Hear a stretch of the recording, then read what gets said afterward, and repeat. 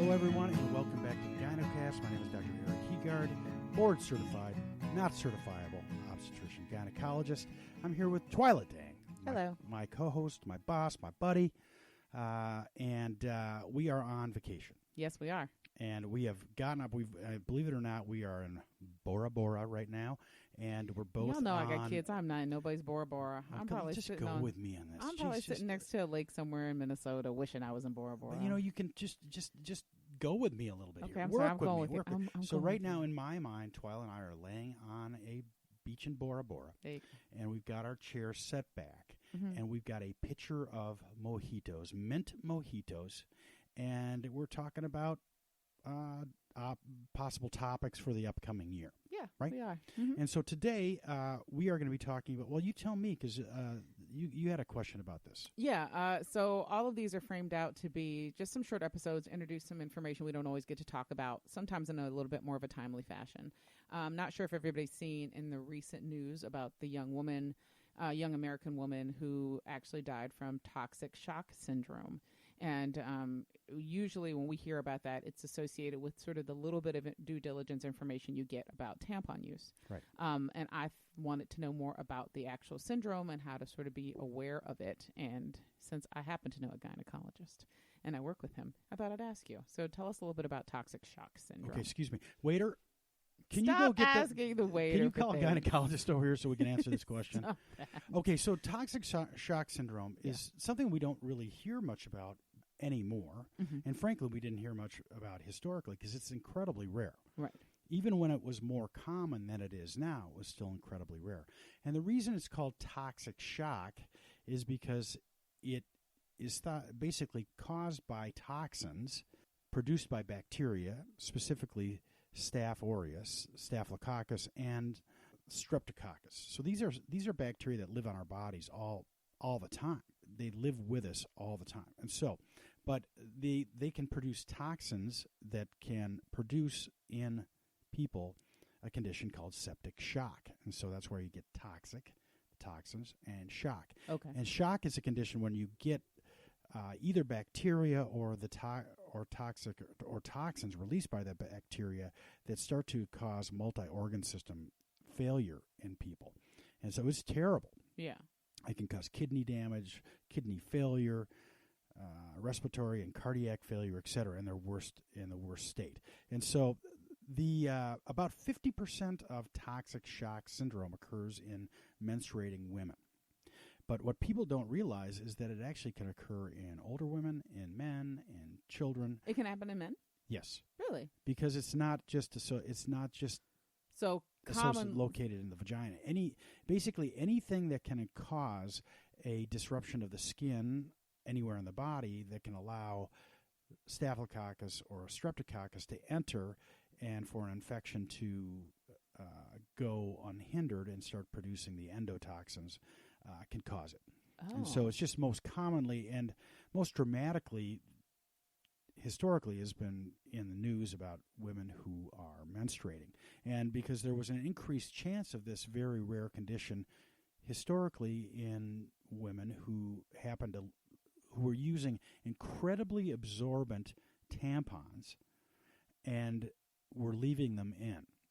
And so and that was the most common characteristic because and this was another conversation we were having before we actually started recording this is it's amazingly common, and again something that most people don't talk about, but women forget about tampons and sometimes can leave them in there longer than they're supposed to be, and sometimes leave them in there for days and days and days because if it's the right size and you shouldn't really feel them. Well, and they're now making them sort of smaller and more compact and Precisely. more like made for the way their phrase is used for sport purposes. Right. So the applicator is that much smaller. The tampon itself is that much smaller but more absorbent. Right. So yeah, I remember from our days of being young people, when we first started to navigate this, those things were like torpedoes, and that was half the reason why nobody would use them. I remember being told as a young person that that I shouldn't use tampons, literally because it could like break the hymen and things like that. Like that's how young how old I am in that spectrum. Yeah. And now we don't even talk about stuff like that. But and then you might not be considered a maiden anymore. Yeah, I mean nowadays they're so. I'll say this: they're so small now that my children, when they were younger, thought they were candy. And we have a hilarious tale in our household of them trying to open a tampon, popping it out, and realizing it's not candy, and then trying to stuff it back into the applicator because they didn't. They thought they were going to get in trouble for it. Yeah. But like I said, they really are that small, and it would be easy. It would be really easy to forget that you have used that product in particular and are walking around with it, especially if you're under stress or pressure or you're tired or anything like that. Right. It's super. It would be super easy for anybody, but let alone anybody, but especially in my mind, I worry about young people who just sort of are not paying attention and they're busy and but I will tell you that again that a lot of times the kind of historical story or the narrative that we think about with toxic shock syndrome is a young teenager who forgets about their tampon or is using a very absorbable tampon and gets this horrible infection and may die or get incredibly sick. Right. But the reality is that this happens to women of all ages, meaning that it doesn't happen that frequently, but I'll tell you it's a few times a year, 3-4 times a year, a woman comes in with what they think is a horrible vaginal infection, which it is in a sense, because they have odor and discomfort, and most of us we almost know what it is before they even get undressed so we can do the exam. Right. Because they will describe the symptoms and we'll think to ourselves, I wonder if there's a retained tampon in there.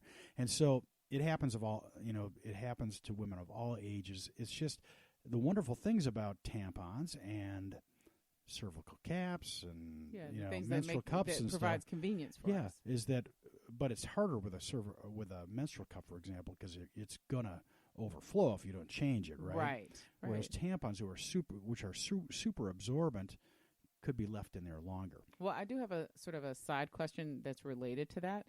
I remember doing sort of a lot of research a long time ago, probably when we first started working together, about sort of these particular types of products, and was surprised to learn that they don't fall under like certain regulatory practices. Like they're not like FDA regulated like in the way that other products are, which I found surprising given that they're insertable and they actually are used inside of your body.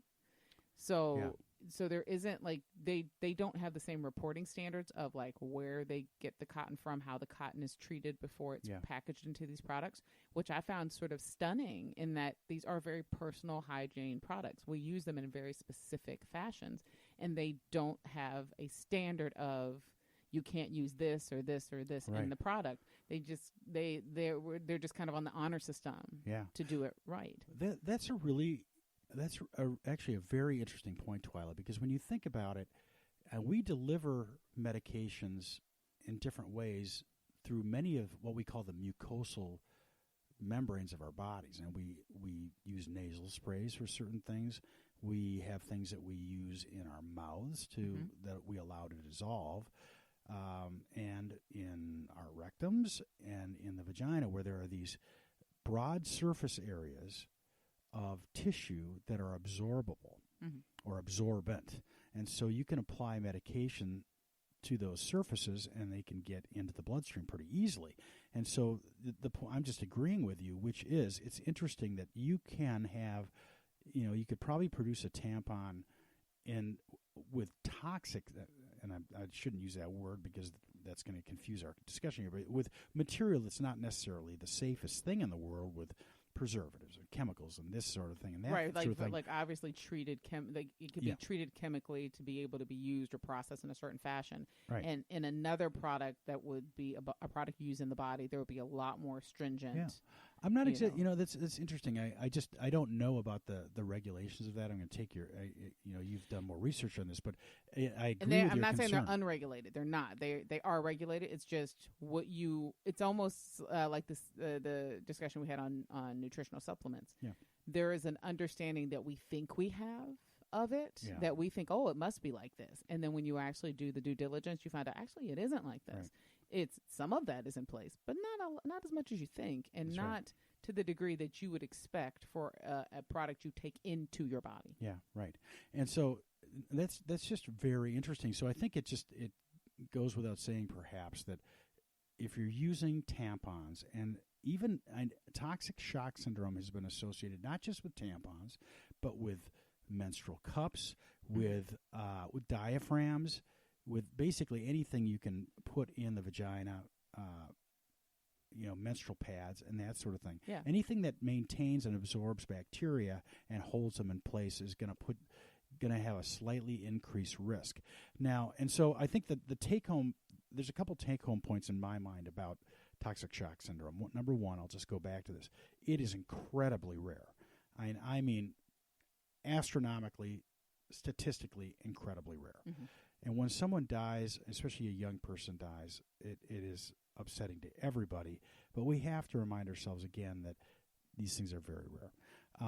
The things that put people at risk, women at risk specifically, is keeping tampons in or absorbable material of any sort that is not being changed according to need and recommendations.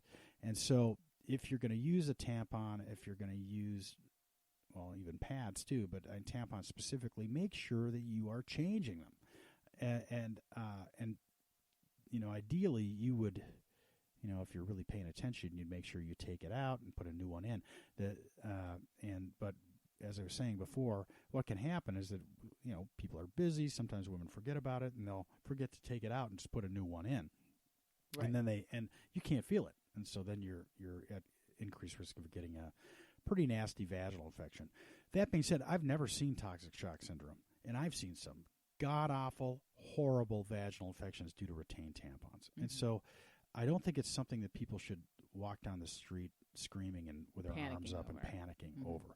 But it's important to use these products, to the best in the safest possible way. Yeah, I mean, at the very least, follow the written instructions and recommendations on the packaging. Yeah.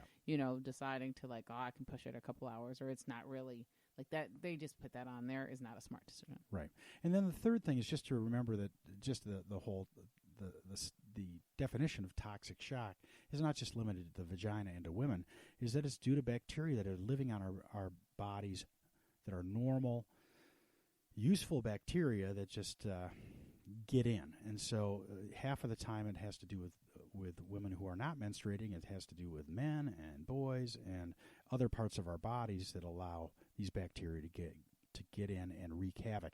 And the interesting thing, if we were to dive into this more and more, is that why is it that you can have millions, tens of millions of women, and probably hundreds of millions of women using tampons and that sort of thing, and one girl in an area of the United States will get this infection and she will get incredibly sick and perhaps die.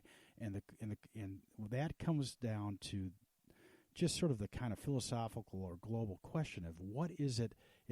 I would argue it's not per se about the tampon or the device or how long she left it in. Yeah, that might increase her question or her risk. But the underlying thing is that there was something about her and her underlying physiology that when that bacteria and those toxins got in, it was able to cause a devastating cascade of events that got her to be very sick, wherein tens and hundreds of other millions of young women who have the same bacterial load and toxins present in her vagina don't have it. Okay. And that's just something that's... something to consider. Yeah, exactly. Indeed. Well, in the meantime, we want to hear from you. If you have questions, if you have thoughts about this topic, why don't you get in touch with us? Go to the website. Go to matriarchdm.com. The GynoCast has a page there, and you can always email us at hello@matriarchdm.com. We also have a Facebook page, so go to Facebook and type in The GynoCast. It is a closed group, so just request to be a member. We will vet you and let you in, and then we carry on and have these discussions in depth and in detail. We also answer lots of questions there on the site, and it is just a wonderful, safe space space for people to be able to interact around difficult conversations and topics with a lot of support and respect. Excuse me, Richard. Waiter, the club sandwich and the guacamole is here. I promise he's not going to keep doing it. Thank you very much. And they do the guacamole right at the table. Yeah, in your here. imagination, they do a lot of things. Yeah, right on the beach. Get that sand out of my mouth. We will be back very soon with brand new episodes. In the meantime, thanks for listening. We'll talk to you soon.